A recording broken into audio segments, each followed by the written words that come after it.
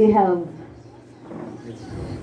brought us in this place so that we will learn how to study your word, interpret your words, and most especially the special task that you have given to each Christian is the ministry of soul winning. Panginoon, hindi lamang po kami naligtas para lang i-enjoy namin ang aming pagka-Kristiyano. Subalit, mula po nang tinanggap ka namin bilang aming tagapagligtas, binigyan mo na kami ng task na mag-reach out sa mga kaluluwa intentionally, as in with intention to reach out souls. Lord, I pray na ikaw po, Panginoon, ang humawak sa aming mga puso. Bigyan mo po ng mga desire ang aming mga puso para mag-reach out ng mga kaluluwa. So this moment, pagpatuloy po namin ang pag-aral namin.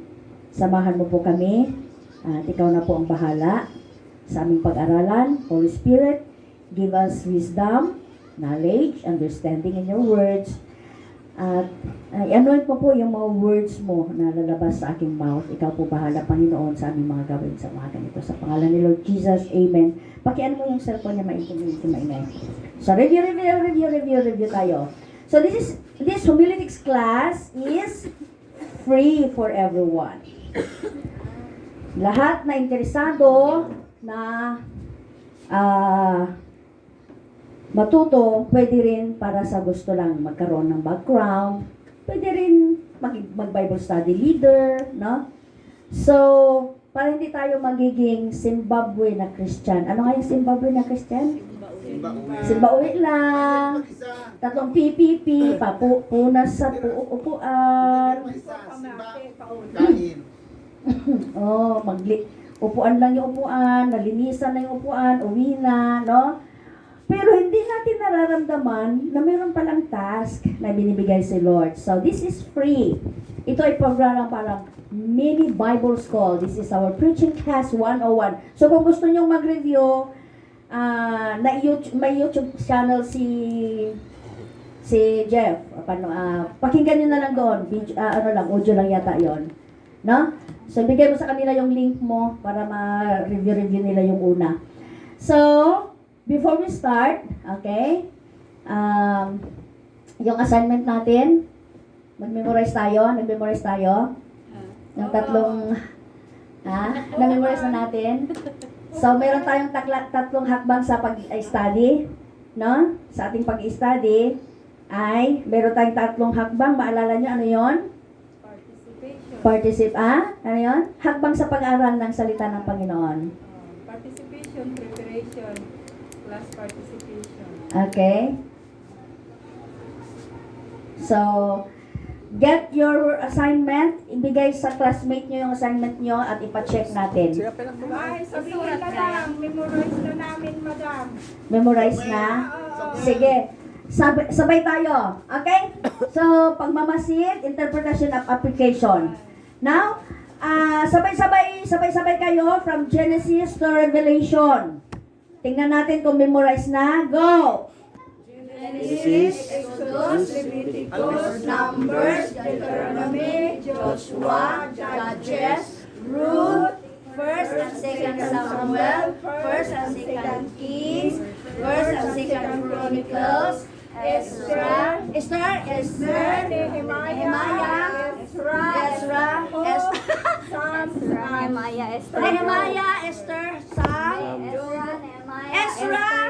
Nehemiah, Esther, Job, Psalms, Proverbs, Ecclesiastes, Song of Solomon, Isaiah, Jeremiah, Lamentations, Ezekiel, Daniel, Hosea, Jonah, Joel, Amos, Obadiah, Jonah, Micah, Nahum, Habakkuk, si Panay, Haggai, si Kadaya, Malakay. Okay. Malakay. Okay.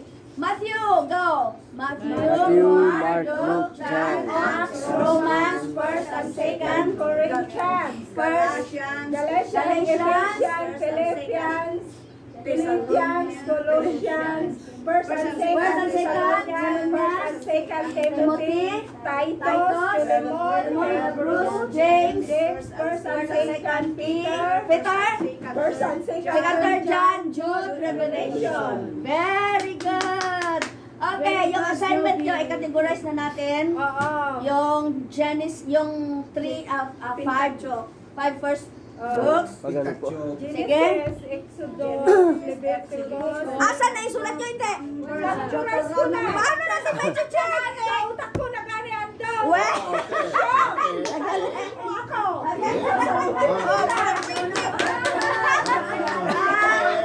Paano natin ma-check?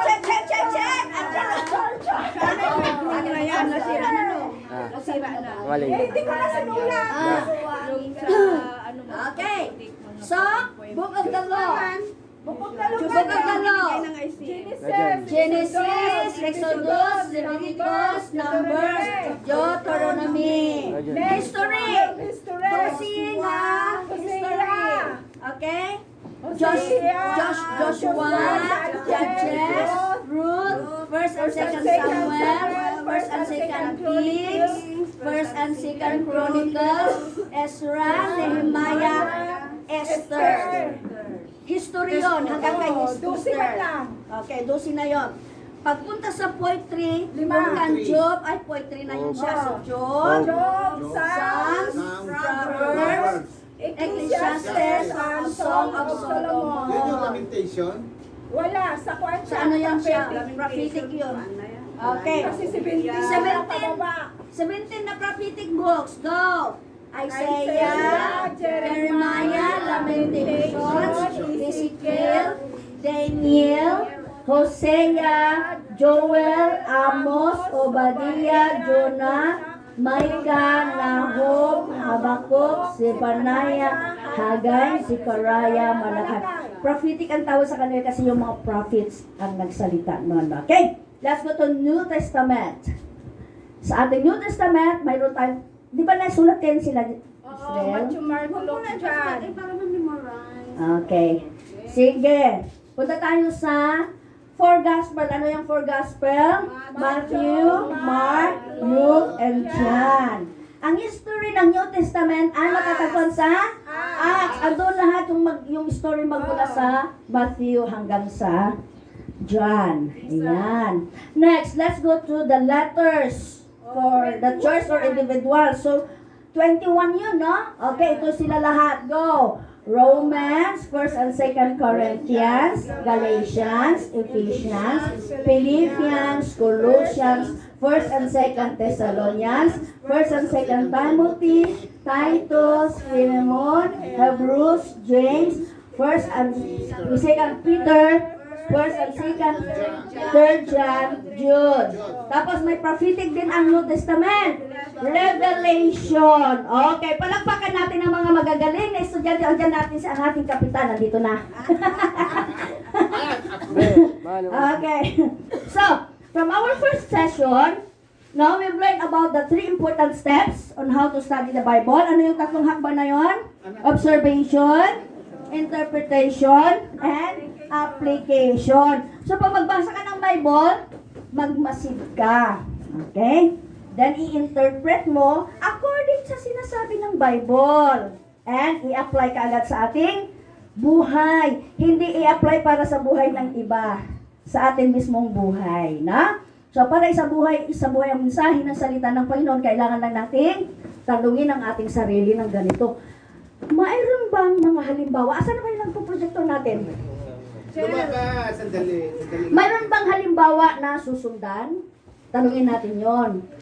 Mayroon bang mga babala na dapat intindihin? Mayroon bang mga bagong katotohanan tungkol sa aking sariling buhay? May mga salita bang nagbibigay hamon o inspirasyon sa panghikayat? So, may mga tanong ba akong kayang sagutin, na di ko kayang sagutin?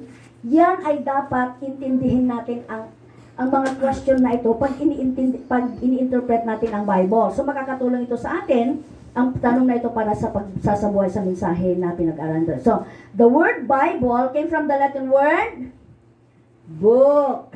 Okay? Ilang books ang meron tayo sa Bible? 66 books. Ilang Old Testament?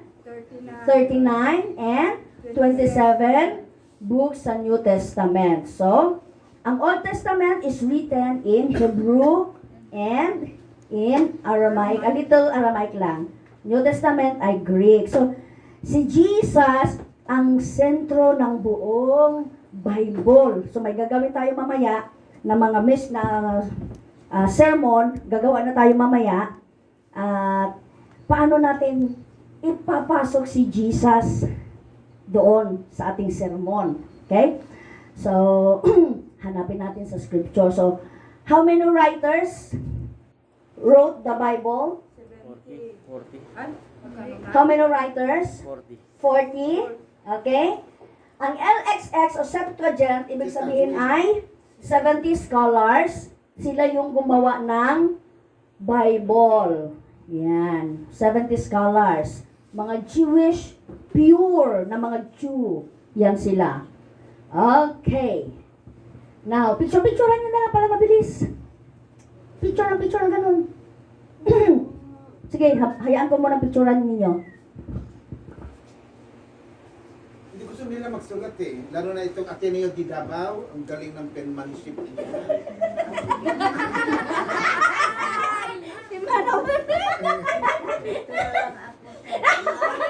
Okay. Preaching clinic. Ayan. Ano ang preaching clinic? Ano yung preaching clinic? Preaching clinic is a series of short courses that supports the preparation of individuals and Christian leaders to excellence in preaching ministry. Ayan. So, Hindi, mamaya na. ibigay mo, ikaw na lang mag-picture-picture dyan para mapicturean, para maibigay mo sa kanila, studyhin. Mas mabilis siya magsulat eh. Nakita ko. Picture-picturean mo rin. Okay. So, tatlong hakbang ulit. Ulit-ulitin natin itong tatlong hakbang. Ano ulit yun? Observation, interpretation, application. Wow, ang galing. Nice talaga. So, unating sinayasat ang Book of Genesis. So, maalala niyong nangyari sa Genesis? Ha? Ano ibig sabihin ng Genesis? Bereshit. Bereshit. Na?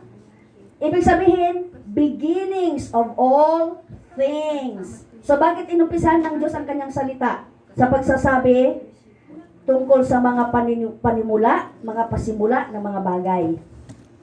Bakit niya inilagay doon sa Genesis? Na? Dahil gusto niya na malaman natin, maunawaan natin yung mga bagay noon at mga bagay ngayon. Kaya ibinigay niya sa atin ng Bible para malaman natin yon. So, nag-umpisa tayo sa chapter 3. Ano yung about sa chapter 3? Yung crisis, na? Chapter 3. Crisis ng kasalanan. Yan.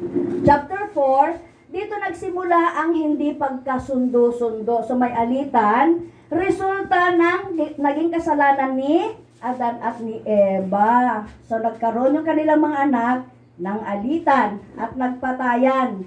Sino ang mamamatay tao sa kanila? Si Cain. So, si Cain is the first murderer in the Bible.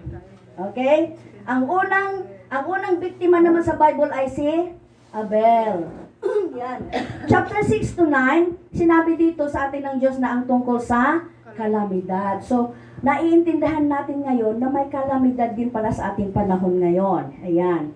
So, ang mga magkakamag-anak, may nagpapatayan dahil sa lupa, sa mana, di ba? Okay? So, nagkaroon ngayon ng kalamidad. At kung ano-ano pang rason, no? At nagkaroon ng baha. At ang buong mundo, sabi, kung isalarawan natin yung buong mundo noong unang panahon, wala pa yung Pilipinas noon, no? Lumawak lang. Buong mundo daw ay nilunod ng baha. Okay. Chapter 11, nakita natin dito na yung tao ay nagsama-sama na. No? Tumingin ang Diyos daw sa langit, mula sa langit, nagsabi, tingnan niyo ang mga tao. So kinausap niya yung kasama niya. Sino kasama ni God the Father? God, si Jesus and the Holy Spirit. Nag-usap silang tatlo. Sabi ng Diyos, mula sa langit, tingnan niyo ang mga tao. Pinagsama-sama nila ang kanilang mga teknolohiya at kalaman. Kung sila magkaisa-isa, walang bagay na hindi magagawa. Tama? Tama. Ayun, so pinakita ko sa inyo, nillustrate ko sa inyo noon dahil sa technology, pwede ka nang magbalsig ng kahoy na technology lang, pwede ka nang magpisi ng buko na ilasin niya yung bagas niya at ilasin na niya yung sabaw niya. Pwede na rin gumawa ng bigas na plastic dahil sa technology. Pwede na rin gumawa ng itlog sa laboratory. Ay, na hindi na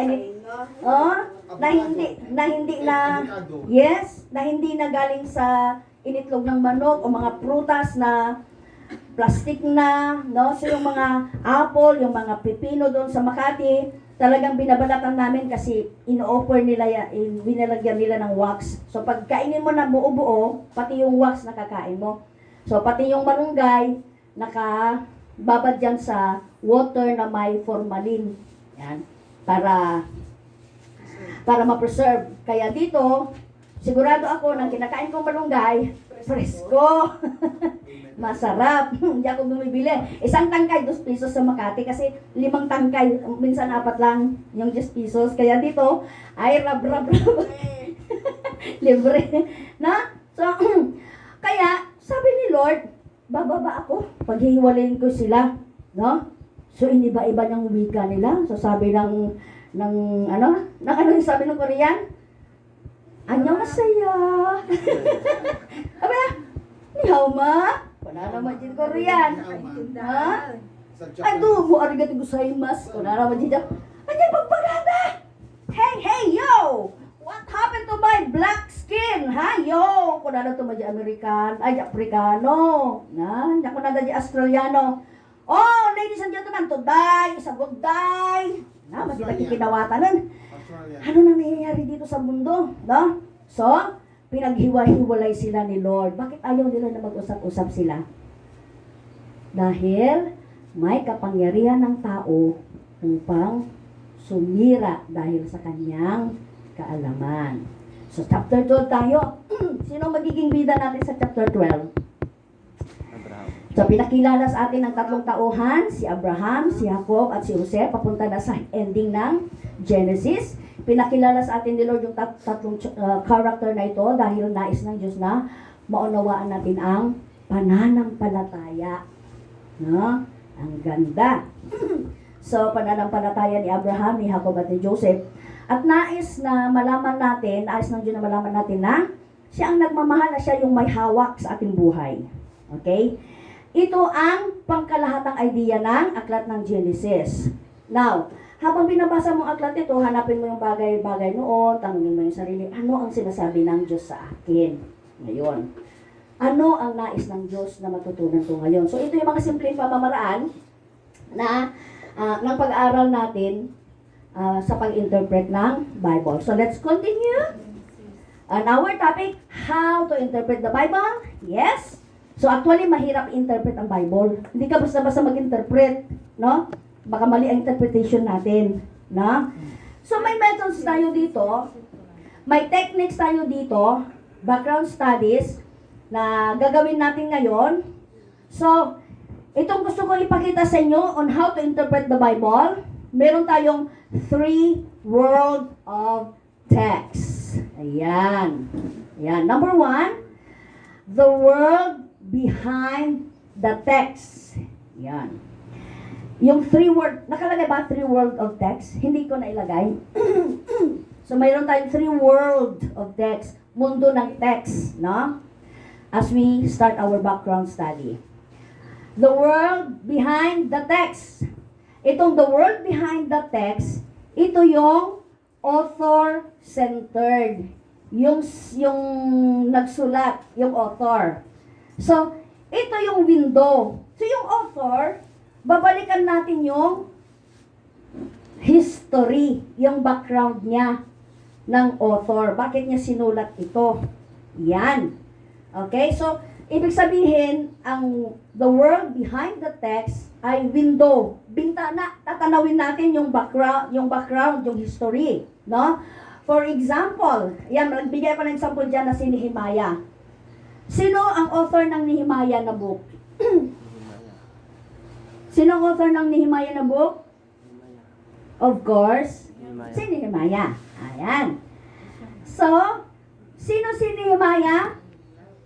Si Nehemiah ay cupbearer ng King Artaxerxes of Persia. Ibig sabihin, hindi siya nadala sa Babylon. Hindi siya nadala doon sa 70 years sa Babylon. Doon siya sa King of Persia nagtrabaho si Nehemiah. So, what prompted Nehemiah to write the book? Okay?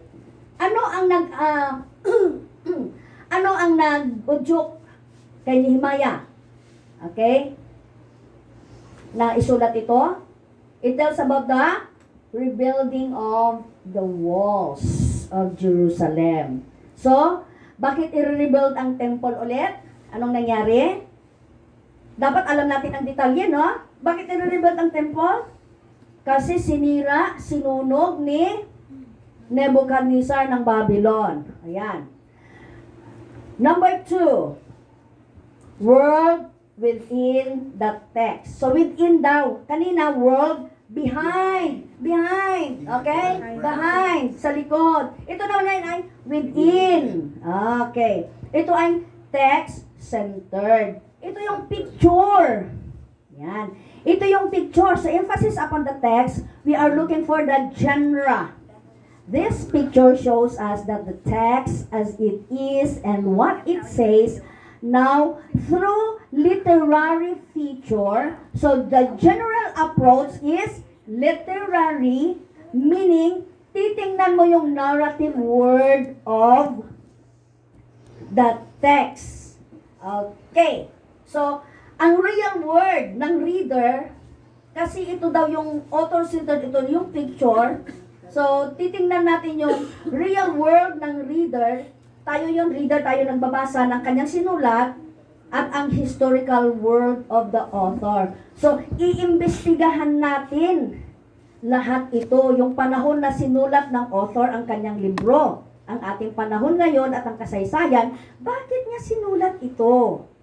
Gaya ng sinabi ko, kailangan natin magbasa ng Bible Concordance, Bible commentary, para ma-background check natin habang binabasa natin. So, pag nag-upo na kayo, nakahiga kayo, tapos, bakit kaya sinulat ni Nehemiah? Anong pwede mong gawin? Buksan mo si Google. What prompted Nehemiah to write the book of Nehemiah? Aba, sasabihin niya, sasagutin ka ni Google. Ganyan kagaling si Google. Nga? Mabilis si Google. Yeah. Kaya mas madali akong makapag-interpret dahil binabasa ko muna yung mga anong pangyayari, ganito. Nangyari ito, ganito. So magbabasa tayo ng Bible Concordance, Bible Commentary. And number 3, world before. Before na, within, behind, okay, behind, within. Ngayon ay before. Before, in front, okay, in front of the text. So, ito yung mirror. Ano ibig sabihin pag tinitingnan mo yung reflection mo sa mirror? Ano kayang nangyayari doon? Maganda. Ang ganda-ganda ko. So, the reader is the church, tayo yon. So, we'll be challenged to respond to the scripture at yun siya yung pag-interpret mo. Kunwari sinabi niya, humble yourselves before the Lord. Oh. So, anong response ng reader? Mag-comment ba siya? Wala lang. Walang effect ang scripture sa kanya. No? Kahit nabasa niya yung gano'n. So, the word before the text is the meditation, the reflection time. No? How you see yourself.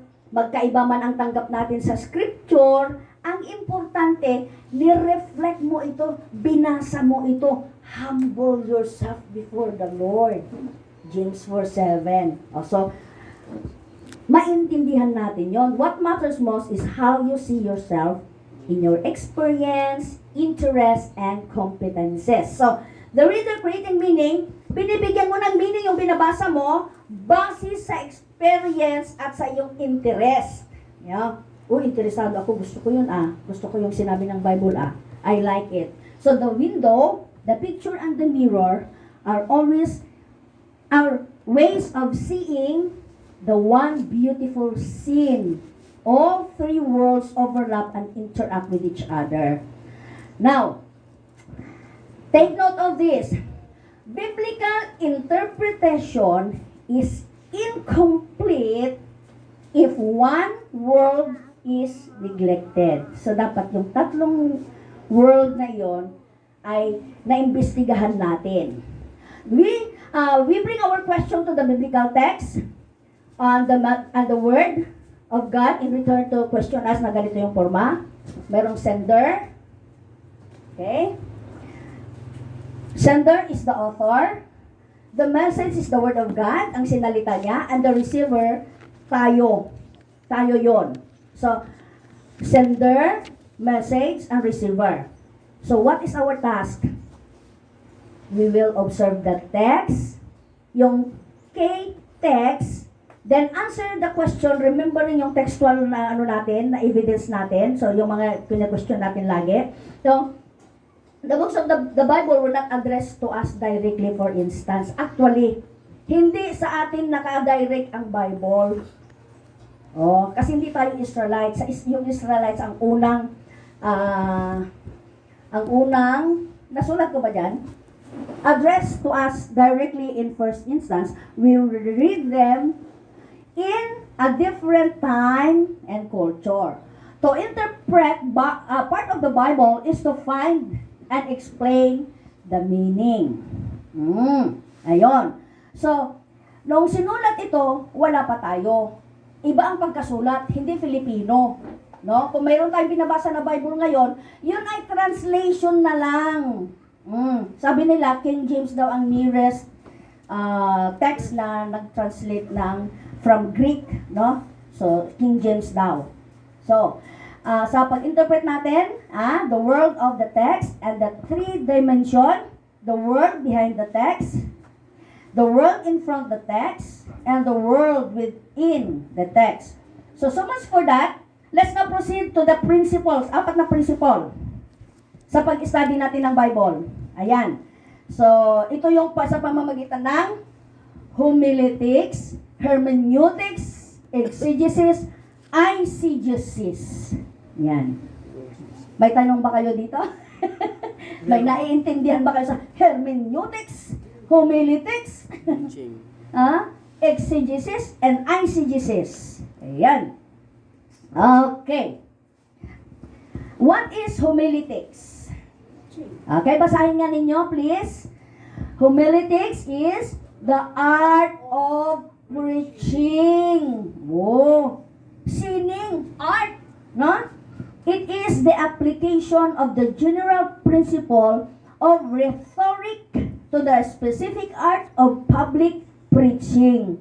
The one who study or practices homiletics is called preacher. In short, ang homiletics daw ay isang sining ng pangangaral o pagpapaliwanag ng salita ng Diyos. O pagpapaliwanag sa salita ng Diyos o ang retorika ng sermon na inilapat sa uri ng pagsasalita o kasing kahulugan ng pag-uusap between the preacher and the congregation. Homiletics. Yan. Okay? Ang galing ng homiletics ng pastor namin kanina, yung homie niya.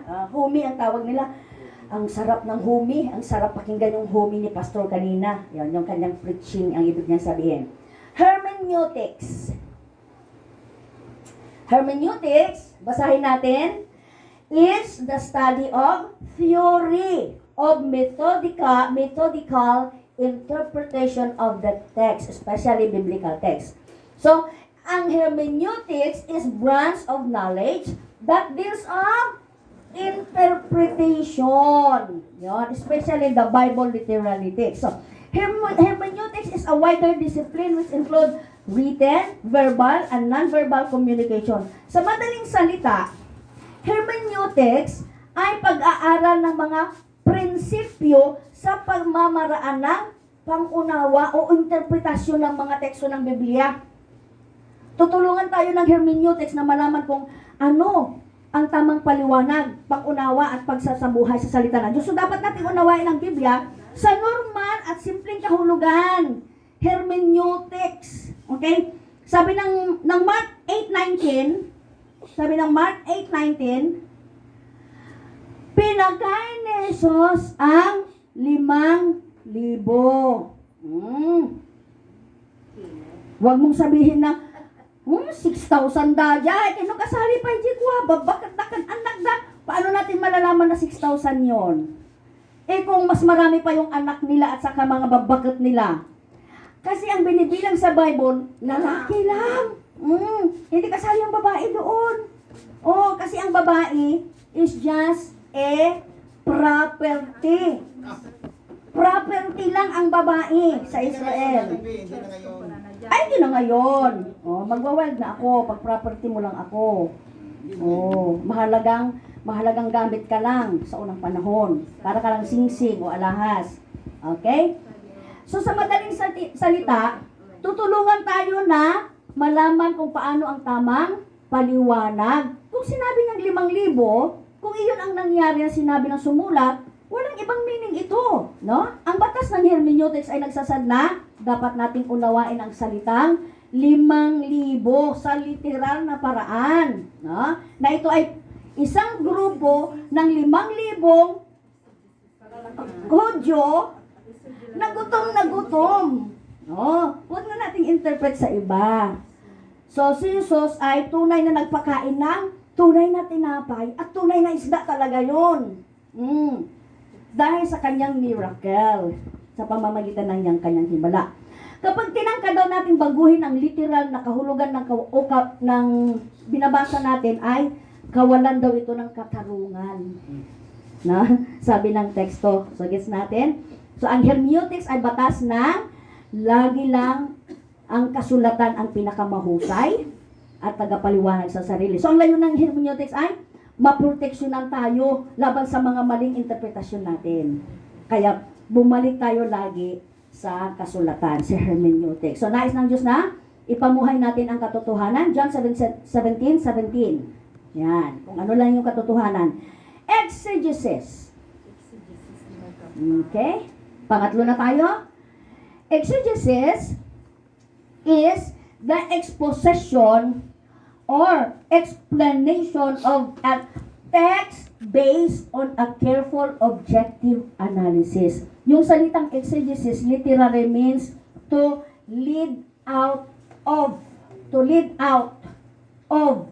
Meaning, the interpreter or the reader is to lead his conclusion by following the text. Kasi yung exegesis mamaya ay iba. Ito ay mag-base ka talaga sa text. In other words, dapat nating gamitin ang tamang salita ng Diyos sa pamamagitan ng masipag na masusing pag-aaral. Sabi ni Gina, ganyan pala ang magbasa ng anumanang. Araw-araw ka dyan sa sa Bible mo. Oo, sabi ko kanina pang 3:00 ako dito na madaling araw. Kakain lang ako. Tapos tutuloy ko na naman, andun na naman ako. Hala, basa. Basa ng basa. Google. Background check. Ganun ang ginagawa ko. Kasi hindi ko pwedeng ipalabas na hindi ko na ibabasa sa mga commentaries na mga eksperto na ganun nga ang nangyari. So sabi ko, oo, ganito talaga. So, example, kung nakakita ka ng magkatabi na tao, si Jezreel at saka si Pastor Jeff. Si Jezreel naninigarilyo. Tapos sabi mo, si Pastor Jeff, makasalanan yan. Naninigarilyo. Hindi mo pa alam kung naninigarilyo. Interpretasyon mo lang yun dahil magkatabi sila. So, makasalanan na yung isa. Hindi mo pa napatunayan. So, patunayan mo ngayon sa text na naninigarilyo talaga siya. Kung hindi, huwag mong i-interpret na naninigarilyo siya at makasalanan siya. Ganon ang ibig sabihin ng hermeneutics. So, Dahil sa interpretasyon mo lang na magkatabi sila ay nagkaano na sila, no, nagkasala na sila. ICGCs. Ang ICGCs naman ay ganito. Ito yung process ng interpreting text in such a way as to introduce one's own presumption. Ito yung presupposition ko. Ito yung interpretation ko. Sabi niya, humble yourselves before the Lord. Oo nga, kailangan ko talagang magpakumbaba. Ang interpretation ko talaga na magpakumbaba ako, kailangan kong maglinis ng banyo. Di ba? Maghapon lang ako eh. Kahit wala akong sweldo, sige, kuskusin ko yung CR. Interpretation mo yon. That is ICGCs. Ikaw na yung naglagay ng meaning sa nakuha mong humble yourselves. Sabi ng Bible, kailangan ko daw magwalis sa simbahan. Interpretation mo yon. That is ICGCs. No, it is often done to prove and to provide confirmation bias corresponding with the pre-held interpretation. Pre-held. Yan. Akin yun na interpretasyon. Okay. So, in other words, personal na interpretasyon mo using your own idea kung paano nasasalamin ng reader ang binabasa niyang scripture para sa kanyang sarili. So, ito sarili niyang understanding, sarili niyang pangunawa. Kaya lang, may danger dito. Kung mali ang pagkaintindi mo, pagkatapos mo mabasa ang nagpakamatay si Judas. Aba, maganda pala ito. Ito na yung solusyon ng problema ko. Hindi ko na kailangan magpa-opera ng aking cancer. Pag nagpakamatay ako, solve na ako. Di ba? Wala na akong problema. So, may danger pala sa ICGCs. Okay? So, okay lang yun. Marami na akong gasto. Pwede na magpakamatay ako para tapos ng buhay ko. So, alright. Let's go to sa isa sa pinaka-importante natin preaching clinic. How to write your own sermon. Okay, dito na tayo. Ayan. Okay, ready na kayo? Sige. So, marami na tayong mga background check, no? Mag-interpret ng Bible. So now, it's time to write our own sermon. Ito yung most important pieces of sermon, of information in regards to preaching. So, preaching the Word of God to God's people is a serious task. No? One that requires preparation and prayer. Alas 6 pa ng parbangon, Lord. Ano yung gusto mong sasabihin ko ngayong araw na ito? Meron kaming preaching clinic. Lord, i-guide mo ako. Ilagay mo lahat dito sa aking panunot at para maisulat ko lahat. Yan. So mag-pray. Ang preparation and prayer is important. So, but knowing how to write a sermon, it takes practice. Mga pastor, tanungin ko kayo, pag nagsisermon ba kayo, nagsusulat kayo ng sermon ninyo? Yes. Nilalagyan nyo? Gusto Can you ko fill yung- up? Mas gusto ko yung ballpen, lapis, papel. O, marami Kaysa kang, sa devices. may mga red ka pa, no? Oo. O, may mga blue, sa explanation niya, may mga ganon. Baby boomer kasi ako, kaya lapis, ballpen, papel. Oo. Importante yon. Kasi hindi siya ang mga baby boomer at saka mga silent generation ay hindi sila sa mga computers. Yes. So, more sila sa rating. Tingnan yung sulat niya. Mas maganda pa kaysa sulat ng teacher. Oh. Yung sulat ko ay kinaray-kay. Now, number 1, preparation and prayer.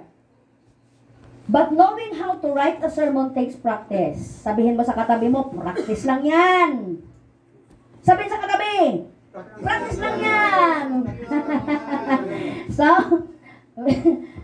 eto, meron tayong steps on how to write a sermon. Basahin natin. Okay, go. Steps on how to write a sermon. Number 1, choose your sermon topic. Choose. Ano ba yun? May topic pala. Number 2, build your outline. Number 3, read commentaries. Number 4, examine the topic deeply for yourselves. Number 5, review original languages. Ano kaya mga original languages? Ano yan sila? Hebrew, Aramaic, and Greek. Yan. Speak so your listeners learn. And last, share your sermon. Ayan. Isa-isahin natin ito. Choose your sermon topic. So, alam mo ba ang sermon ng Islam o yung tinatawag na khutbah ay kadalasan binibigay nila tuwing Friday ang kanilang sermon? Na? Ang mga sermon naman ng Hudyo tuwing Sabado. Tayo na Kristiyano, kailan natin naririnig ang sermon? Linggo. Every Sunday. No? Linggo. So, sa anumang araw na inihatid ang mga ito, ang mga sermon ay kailangan madala sa may magandang idea tungkol sa mga nag-uugnay na paksa. Paksa. Topic. Kahit isa sa mga pinakamahusay na isinulat na sermon ay mag-fail ka pa rin pag hindi mo ito naihatid ng maayos. So, before we dive into how to write a sermon, let's consider 2 main types of sermon. Honey, excuse me, honey.